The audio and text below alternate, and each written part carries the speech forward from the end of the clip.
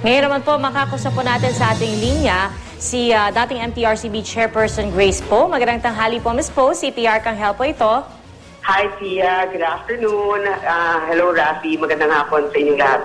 Ma'am, ano ho yung naging reaksyon ninyo nung nalaman nyo na tinanggal po kayo ng una sa kanilang senatorial lineup? Kanina po nakausap namin si Congressman Tiangco at sabi niya po parang mahirap daw para sa kanya natanggapin yung mga naging pahayag po ninyo na ayaw nyo po sumama sa kanila dahil meron po ilan sa kanila na naging bahagi ng tinatawag na electoral fraud noong 2004. Alam mo, alam naman niya na hindi naman yan ang dahilan ba't nila kami inalis.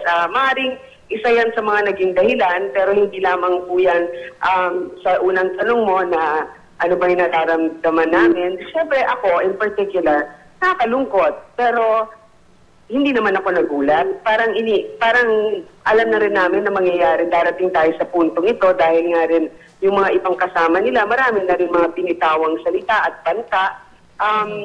Siyempre, sinasabihan nila, binibigyan kami ng taning na kailangan magpakita kayo sa ganitong takdang araw at hindi kami nakarating. So, gano'n na nga siguro yung nangyari. Sa tingin niyo po, ano magiging epekto nito sa inyong kandidatura? Siyempre, alam mo, lahat naman tayo, ako, nagpapasalamat ako na at least kinonsidera ako, in-adopt nila ako kahit na sandali lamang. Ako naman kasi po, naniniwala ako na adoption na yon.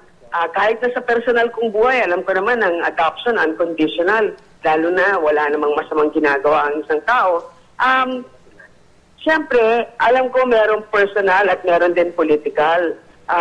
Naging klaro naman sa akin ang sinabi sa akin ng aking ninong na si President Erap na parang tiningala ko na rin bilang pangalawang tatay dahil wala na rin naman akong tatay, di ba? Sabi niya, susuportahan kita dahil sa tatay mo, kinampanya niya ako, mayor, senador, vice president, president, sinugal niya para matulungan din ako. So, tutulungan kita. Ma'am Grace, nakausap niyo na po ba si President Erap tungkol dito? Although kanina na-interview po namin siya.